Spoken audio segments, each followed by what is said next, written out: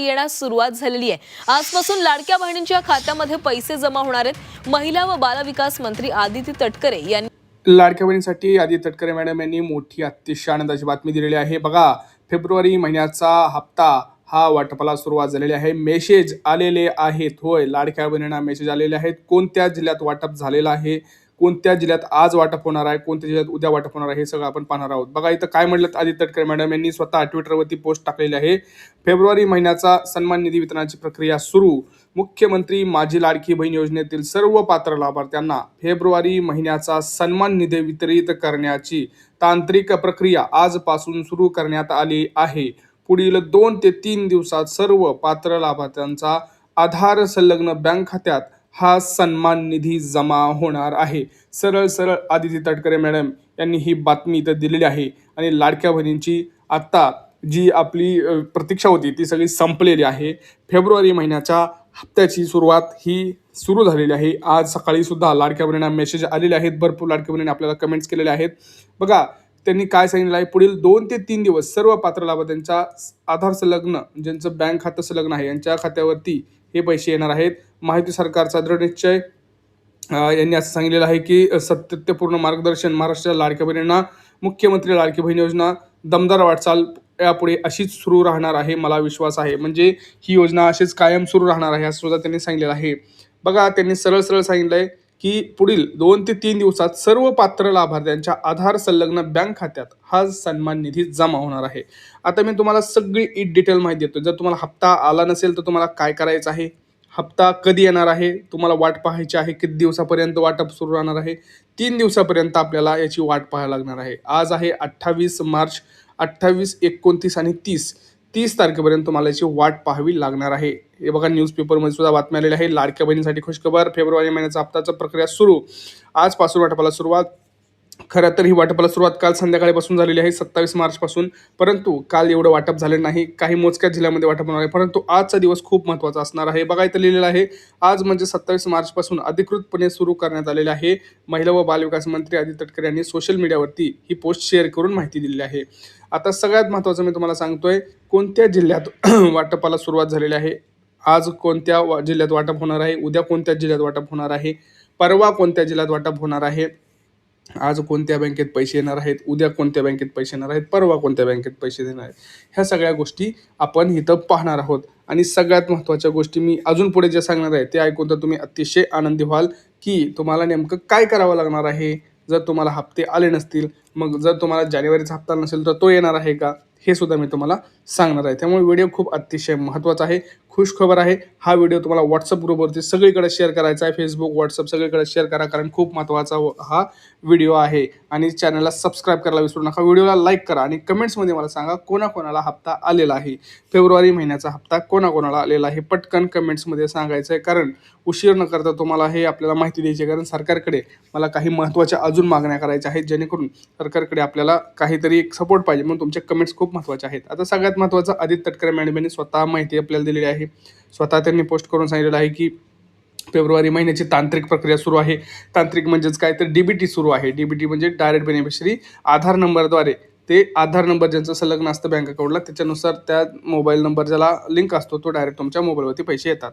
आता कोणत्या जिल्ह्यात आज वाटप होणार, आज वाटप होणार आहे, मी तुम्हाला ते असे जिल्हे सांगतो, लक्षात घ्या। पहिल्यांदा आहे मुंबई, ठाणे, पुणे, छत्रपती संभाजीनगर, धाराशिव, सोलापूर, नाशिक, धुळे, जालना, अमरावती, अशा महत्त्वाच्या आणि मोजक्याच 10 ते 12 जिल्ह्यांमध्ये आज वाटपाला सुरुवात होणार आहे। लक्षात घ्या, टप्प्याटप्प्याने वितरण होणार आहे। आता मी तुम्हाला सांगितलं की हे 12 जिल्हे म्हणजे 12च नाही, मागे पुढे जिल्हे होऊ शकतात, असं काही नाही। दर दिवशी त्यांनी ठरवलेलं आहे 3 दिवस वाटप सुरू राहणार आहे। तर प्रत्येक आपल्याला माहिती 36 जिल्हे, 12 त्रिक 36, 12 जिल्ह्यांमध्ये हे वितरण दररोज होणार आहे। आणि लक्षात घ्या, जरी तुमच्या जिल्ह्यात वाटप झालं तर तुम्हाला त्या दिवशी पैसे येतील असं देखील नाही, दुसऱ्या दिवशी सुद्धा तुम्हाला पैसे येऊ शकतात। कारण असतं बँकेचं ट्रान्झॅक्शन, तुम्हाला माहिती आहे बँकेचं ट्रान्झॅक्शन हे टप्प्याटप्प्यात होतं। पहिला टप्पा आजपासून सुरू झालेला आहे। आज पहिल्या टप्प्यात जवळपास आपण जर बघितलं तर 70 ते 80 लाख लाडक्या बहिणींना पैसे यायला सुरुवात झालेली आहे। भरपूर लाडक्या बहिणींना मेसेज आलेले आहे, मोबाईलवरती त्यांच्या खटाखट मेसेजसुद्धा पडलेले आहेत, आपल्याला मेसेजसुद्धा लाडक्या बहिणींनी शेअर केलेले आहेत, परंतु त्यांचं संपूर्ण डिटेल आपण इथं शेअर करू शकत नाही, त्यामुळं स्क्रीनशॉट मी टाकलेला नाही। आता सगळ्यात महत्त्वाचं आहे ती म्हणजे ज्या लाडक्या बहिणींना किती दिवस वाट बघायची, तर आज 28 मार्च आहे. 28, 29, 30 हे 3 दिवस तुम्हाला वाट पाहायची आहे वाटपाची. गडबड करायची नाही, गोंधळून जायचं नाही की दादा आज मला हप्ता आला नाही, मी काय करू, मग कसं होईल माझं. अजिबात टेन्शन घ्यायची गरज नाही. तुमचा इथं भाऊसुद्धा इथे बसलेला आहे, तुमच्यासाठीच मी काम करणार आहे. तुम्ही फक्त मी जे सांगतो तेवढ्या गोष्टी करायच्यात, बाकी काही करायची गरज नाही. सगळ्यात महत्त्वाचं 3 दिवस वाट पहा. 28, 29, 30 हे 3 दिवस तुम्हाला वाट पाहायची आहे. जर पैसे आले नाहीत तर पुढे काय करायचं मी सांगतो. 3 दिवसात पैसे तर 100% येतीलच, कारण ते सगळे कव्हर करणार आहेत. कारण ह्या महिन्याचा निधीसुद्धा आपण जर बघितलं तर खूप मोठ्या प्रमाणात आपल्याला निधी आलेला आहे. जानेवारी महिन्याचा जो निधी होता तो खूप कमी होता, त्यामुळे भरपूर लाडक्या बहिणींना हप्ते देखील आले नाहीत. परंतु ह्या महिन्यात निधी हा जास्त आलेला असल्यामुळं भरपूर लाडक्या बहिणी इथं कव्हर करण्यात सुद्धा येतील. आता सगळ्यात महत्त्वाचा मुद्दा आहे की खरंच मग आता सरसकट सर्व लाडक्या बहिणींना पैसे येणार का? तर नाही. लक्षात घ्या, KYCची प्रक्रिया पडताळणी सुरू आहे. तर ज्या ज्या लाडक्या बहिणीची KYC सुरू झालेली आहे किंवा राहिलेली आहे त्यांनी करून घ्या. 31 तारखेपर्यंत मुदत आहे.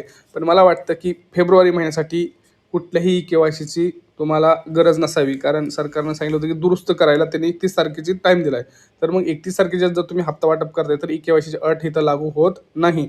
त्यामुळं KYCची अट लावू शकत नाही सरकार, कारण 31 तारखेपर्यंत तुम्ही मुदत दिलेली आहे.